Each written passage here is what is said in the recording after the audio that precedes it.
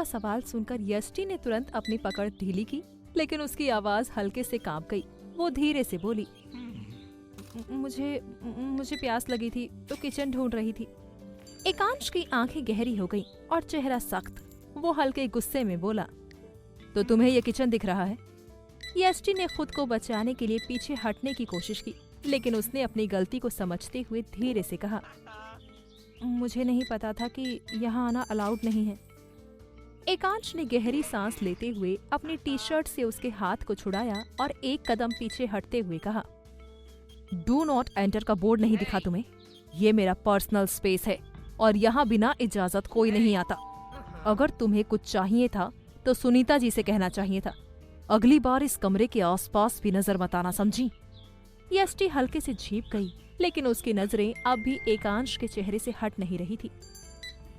Okay, इतना कहकर उसने जल्दी से वहां से हटना चाहा, लेकिन तभी एक बार फिर उसकी नाक में वही महक भर गई, एकांश की इंटेंस परफ्यूम की महक, जो अब उसके कपड़ों में भी बस चुकी थी। यष्टि बाहर निकलते ही भागती हुई किचन के रास्ते पर जा रही थी, जब अचानक वो किसी से टकराने से बाल बाल बची। उसके कानों में सुनीता जी की आवाज पड़ी, अरे बेटा धीरे धीरे, क्या हुआ? यष्टि ने जबरदस्ती मुस्कुराते हुए कहा, जी मेरा नाम यष्टि है।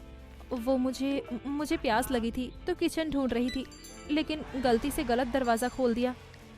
सुनीता जी ने एक गहरी सांस लेकर कहा, बेटा एकांश को अपने पर्सनल स्पेस में किसी को आने देना पसंद नहीं है।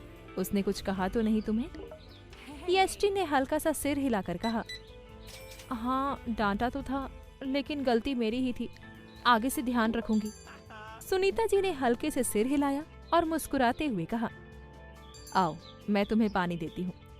यष्टि उनके साथ किचन की तरफ बढ़ गई, लेकिन उसके दिमाग में अब भी एकांश की सख्त आवाज, उसकी सर्द आंखें और उसकी खुशबू रह रह कर घूम रही थी। कुछ देर बाद जब यष्टि को उसका कमरा दिखाया गया तो उसकी आंखें हल्की सी चौड़ी हो गईं। ये कमरा? उसने धीरे से कहा तो सुनीता जी बोली, ये एकांश बेटे के कहने पर तैयार किया गया है।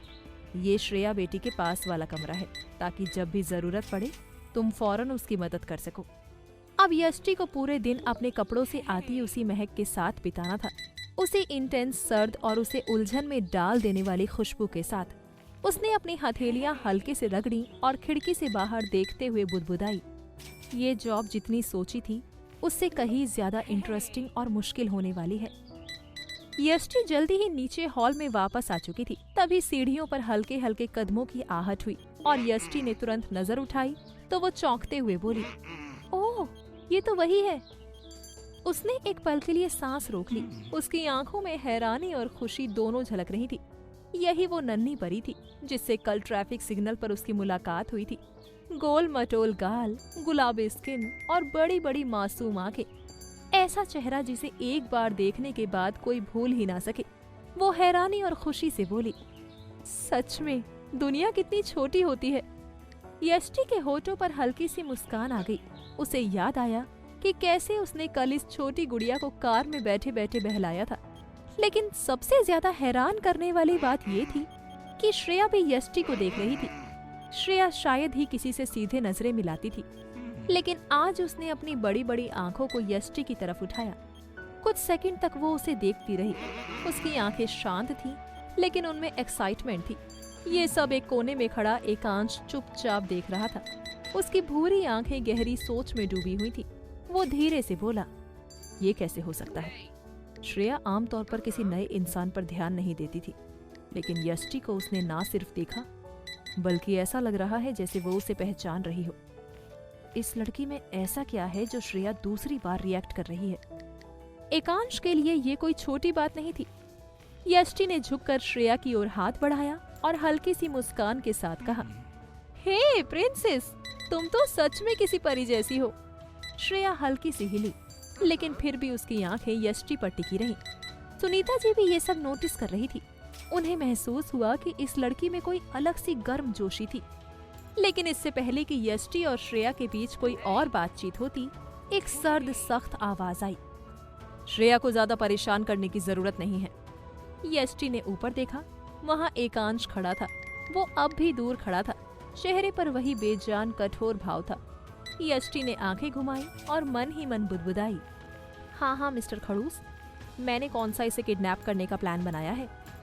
वो अंदर ही अंदर एकांश को गाली दे रही थी, लेकिन उसके चेहरे पर वही मासूम मुस्कान थी। एकांश ने एक आखिरी बार यष्टि को देखा। वो समझ नहीं पा रहा था कि क्यों यष्टि की मौजूदगी में उसे पहली बार ऐसा लग रहा था कि वो श्रेया को लेकर बेफिक्र हो सकता है। वो धीरे से बड़बड़ाया, क्या ये लड़की सही रहेगी? क्या ये सच में श्रेया का ख्याल रख सकेगी? एकांश ने एक लंबी सांस ली। उसने बिना ब्रेकफास्ट किए ही लैपटॉप बैग उठाया और ऑफिस के लिए निकल पड़ा। तभी यष्टि उसे जाते हुए देखकर सोचने लगी, सच में ये इंसान हमेशा इतना सर्द ही रहता है, इसके चेहरे पर कोई एक्सप्रेशन नहीं होते। जैसे ही एकांश बाहर निकला, यष्टि ने सिर हिलाया और मन ही मन कहा, कितना रूड है, कम से कम गुड मॉर्निंग ही बोल देता। फिर उसकी नजर श्रेया पर पड़ी, जो अब भी उसे देख रही थी। यष्टि मुस्कुराई और हल्के से फुसफुसाई, लगता है तुम्हारे पापा को स्माइल करने की ट्रेनिंग की जरूरत है बेबी। श्रेया की आंखों में हल्की सी चमक आई। तभी यष्टि सोचने लगी, शायद ये जॉब जितनी सिंपल लग रही थी उतनी होगी नहीं, और शायद मुझे मिस्टर एकांश को थोड़ा इंसानों की तरह बनाना पड़ेगा। यष्टि ने धीरे से आगे बढ़ते हुए श्रेया का नन्हा हाथ अपने हाथ में लिया और मुस्कुराते हुए बोली, हेलो बेटा, पहचाना मुझे? मैं वही हूँ, टैक्सी वाली आंटी। श्रेया की नजरें यष्टि पर टिकी रहीं, पर उसने कोई जवाब नहीं दिया। उसका चेहरा भावहीन था, जैसे कुछ महसूस तो कर रही हो पर कह ना पा रही हो। यष्टि थोड़ी परेशान हुई, लेकिन उसने चेहरे पर वो बेचैनी नहीं आने दी। उसके मन में सवालों का तूफान चल रहा था। क्यों इतनी खामोश है ये बच्ची? क्या इसके पापा ठीक से ख्याल नहीं रखते इसका?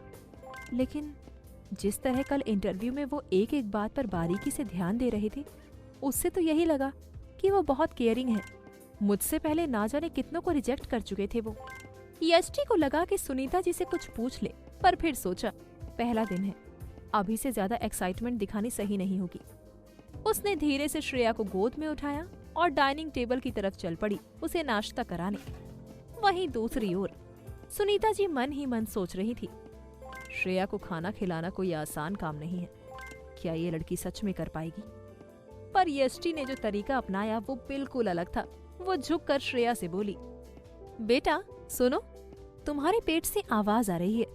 तुम्हारा टमी बातें कर रहा है, उसको बहुत भूख लगी है। अगर तुमने खाना नहीं खाया तो वो बेचारा उदास हो जाएगा, और किसी को उदास करना अच्छी बात नहीं होती है ना? मैं तो कभी नहीं करती किसी को सैड। इतना कहते हुए उसने ब्रेड टोस्ट पर प्यार से बटर लगाया और धीरे से श्रेया की तरफ बढ़ाया। श्रेया ने अपनी बड़ी बड़ी भूरी आंखों से यष्टि को देखा। कुछ सेकंड के लिए जैसे कोई कंफ्यूजन था, फिर उसने चुपचाप मुंह खोल दिया। ये यष्टि की पहली जीत थी। पहले ही दिन उसने श्रेया को खाना खिला दिया था, उसके लिए जैसे ये कोई बड़ी बात नहीं थी। सुनीता जी साइड से देख रही थी और ये सब देखकर वो चौंकते हुए बोली, ये तो कमाल है, पहली बार में ही इसने श्रेया को खाना खिला दिया। अब लग रहा है कि एकांश ने इस बार शायद सही लड़की चुनी है। ठीक 11 बजे हमेशा की तरह एकांश का सुनीता जी के पास कॉल आया। कॉल उठाते ही उसने पूछा, क्या श्रेया ने खाना खाया? सुनीता जी के चेहरे पर सुकून था। उन्होंने हंसते हुए कहा, बेटा इस लड़की ने कमाल कर दिया। इसने तो श्रेया को टमी की कहानी सुनाकर खाना खिला दिया, वो भी बिना किसी जिद के। मुझे लगता है इस बार सही डिसीजन लिया है तुमने। एकांश के चेहरे पर थोड़ी राहत आ गई। अब वो निश्चिंत होकर अपने काम में लग सकता था। उधर यष्टि ने नाश्ते के बाद श्रेया को गोद में उठाया और हॉल में आ गई। टीवी ऑन किया और कार्टून्स लगा दिए। वो खुद भी उसके साथ वहीं बैठ गई।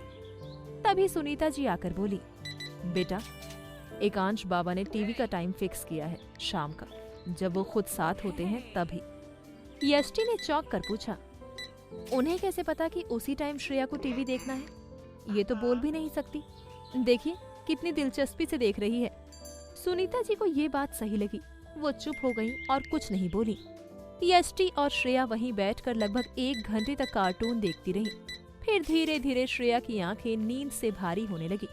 यष्टि ने प्यार से उसके सिर को सहारा दिया, उसे सीने से लगाया और वहीं उसे सुला दिया, जैसे कोई माँ अपनी बच्ची को सुलाती है।